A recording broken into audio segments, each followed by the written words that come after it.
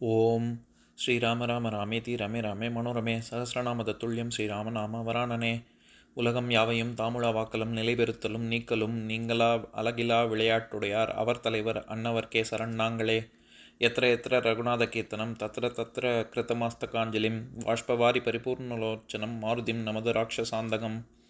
அஞ்சிலே ஒன்று பெற்றான் அஞ்சிலே ஒன்றை தாவி அஞ்சிலே ஒன்று ஆறாக ஆரியர்க்காக ஏகி அஞ்சிலே ஒன்று பெற்ற அணங்கை கண்டு அயலாரூரில் அஞ்சிலே ஒன்றை வைத்தான் அவன் எம்மை அழித்துக் காப்பான்.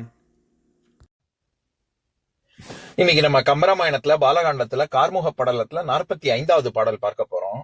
ஊசலாடு உயிரினோடும் உருகுபூம் பள்ளி நீங்கி பாசிழை மகளிர் சூழப் போய் ஒரு பழிக்கும் ஆட காசையில் தாமரையின் பொய்கை சந்திரகாந்தம் ஈன்ற சீத நீர் தெளித்த மென்பூஞ்சேக்கையை அரிதின் சேர்ந்தாள். இதுதான் பாட்டு. இப்ப நம்ம பதம் பிரிச்சு பொருள் பார்க்கலாம். ஊசல் ஆடு, சீதை ஊஞ்சல் போல போவதும் வருவதுமான உயிரினோடும் உயிருடன், உருகுபூம் பள்ளி நீங்கி உடம்பு உருகுவதற்கு காரணமான மலர்படுக்கையை விட்டு நீங்கி, பாசிழை மகளிர் பசும்பொன் அணிகள் பூண்ட மகளிர் சூழப்போய் சூழ்ந்து வர அவ்விடத்தை விட்டு போய், காசையில் தாமரையின் குற்றமற்ற தாமரை பொய்கை தடாகத்தின் கரையில் உள்ள ஒரு பளிங்கு மாடத்தில் சந்திரகாந்தம் ஈன்ற சந்திரகாந்த கற்கள் வெளிப்படுத்துவதும் சீதம் நீர் தெளித்த குளிர்ந்துள்ளதுமான நீர் தெளித்த மென்பூஞ்சேக்கையை அரிதின் சேர்ந்தாள். மென்மையான பூம்படுக்கையை அரிதிலே சேர்ந்தாள். இப்ப நம்ம இந்த பாட்டுல இருக்கக்கூடிய நயங்களை பார்க்கலாம். அதாவது சீதை முன்னாடி இருந்த மலர்படுக்கையை விட்டு தாமரை தடாகத்தில் கரையில் உள்ள ஒரு பளிங்கு மாடத்தில் அமைந்துள்ள சந்திரகாந்த கற்கள் விளைக்கும் குளிர்ந்த நீர் தெளித்த மலர்படுக்கையில் ரொம்ப சிரமப்பட்டு சேர்ந்தாள் அப்படின்னு இந்த பாடல்ல சொல்றாரு.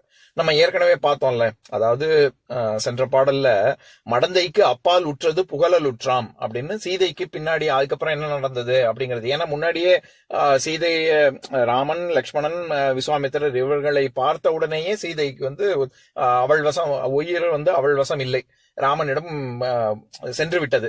அதனால அவர் ரொம்ப கஷ்டப்பட்டா அப்படின்னு சொல்லி அவர் இரவும் சரி நிலவும் சரி அவளை துன்புறுத்தியது.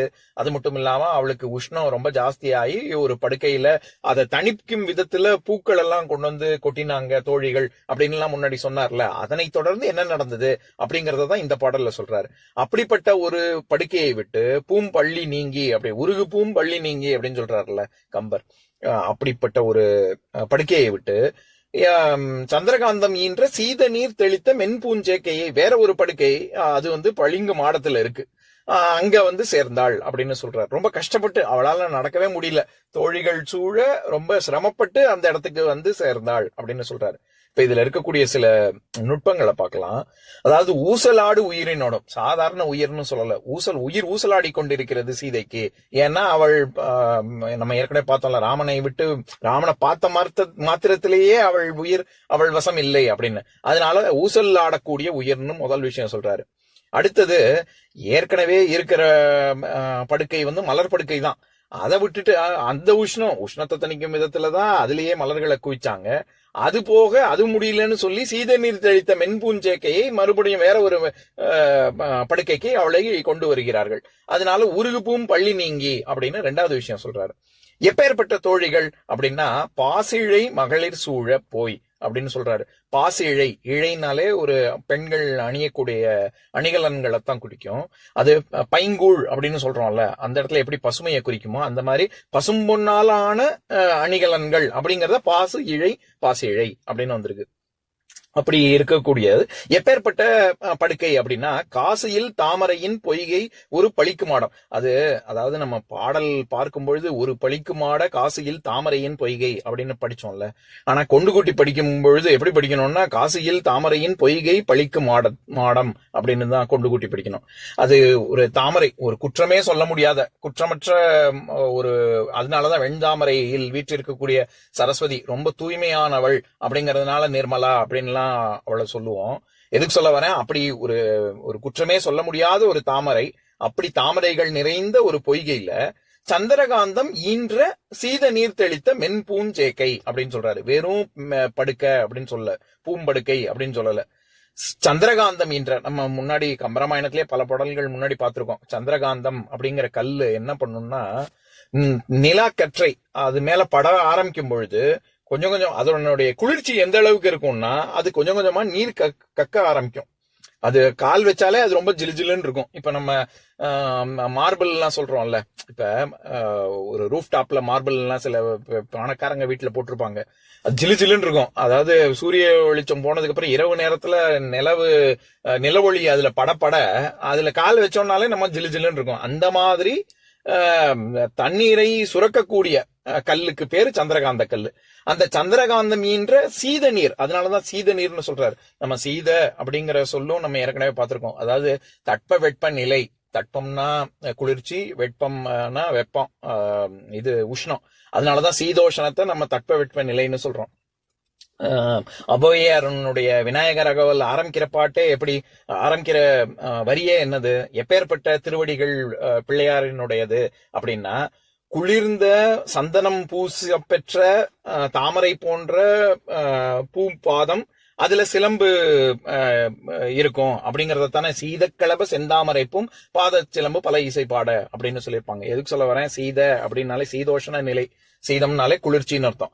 அதனால குளிர்ந்த நீரை தெளித்த மென்பூஞ்சேக்கை, அந்த சந்திரகாந்த கற்கள் இருப்பதனால அதுல இருந்து தண்ணீர் நிலக்கற்றை வந்து பட்டு அது வந்து குளிர்ந்த நீரை கொடுப்பதற்குரிய தன்மை கொண்ட அந்த படுக்கை, அப்பேற்பட்ட பூவினால் செய்யப்பட்ட படுக்கையை அரிதின், அதுவும் லேஸ்ல வந்து அந்த படுக்கையில இருந்து இந்த படுக்கைக்கு அப்படியே வந்துட்டா அப்படின்னு சொல்லல. இவளால இவள் வசம் உயிரே இல்ல இவள் கிட்டக. அதனால தோழிகள் தான் இவளை வந்து அப்படியே கொஞ்சம் கைத்தாங்களா கொண்டு வந்து இன்னொரு படுக்கையில கொண்டு வந்து விடுறாங்க. அவ்வளோ அவள் வந்து ரொம்ப காம நோயினால் அவஸ்தைப்படுகிறாள் அப்படிங்கறத கம்பர் சொல்றாரு. அரிதின் சேர்ந்தாள் அப்படின்னா ரொம்ப லேஸ்ல பண்ண முடியல, அதுவே அவளுக்கு ரொம்ப கஷ்டமான காரியமா போச்சு அப்படின்னு சொல்றாரு. இப்ப நான் பாட்டை இன்னொரு தடவை படிக்கிறேன், கேளுங்க. ஊசலாடு உயிரினோடும் உருகுப்பூம் பள்ளி நீங்கி பாசிழை மகளிர் சூழப் போய் ஒரு பளிக்குமாட காசுயில் தாமரையின் பொய்கை சந்திரகாந்தம் ஈன்ற சீத நீர் தெளித்த மென்பூஞ்சேக்கையை அரிதின் சேர்ந்தாள். இன்னொரு நாள் இன்னொரு பாட்டு பார்க்கலாம். ஓம் சாந்தாகாரம் புஜகசயனம் பத்மநாபம் சுரேஷம் விஸ்வாதாரம் ககனசத்ரசம் மேகவர்ணம் சுபாங்கம் லக்ஷ்மீகாந்தம் கமலநயனம் யோகி ஹிருத்யானகம்யம் வந்தே விஷ்ணும் பவபயஹரம் சர்வலோகைகநாதம். உம்பரோடு இம்பர்காரும் உலகம் ஓர் ஏழும் ஏழும் எம்பெருமான் என்று ஏத்தி இறைஞ்சி நின்று ஏவல் செய்ய தம்பியரோடும் தானும் தருமமும் தரணி காத்தான் அம்பரத்து அனந்தர் நீங்கி அயோத்தியில் வந்த வள்ளல். ஓம் பூர்ணமதః பூர்ணமிதம் பூர்ணாத் பூர்ணமுதஸ்யதே பூர்ணஸ்ய பூர்ணமாதாய பூர்ணமேவாவசிஷ்யதே. ஓம் சாந்தி சாந்தி சாந்திः. ஓம் சர்வேஷாம் ஸ்வஸ்திர்பவது சர்வேஷாம் சாந்திர்பவது சர்வேஷாம் பூர்ணம் பவது சர்வேஷாம் மங்களம் பவது.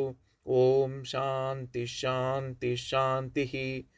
ஓம் சர்வே பவந்து சுகினः சர்வே சந்து நிராமயாः சர்வே பத்ராணி பஷ்யந்து மா கஷ்சித் துக்கபாக் பவேத். ஓம் சாந்தி சாந்தி சாந்திः.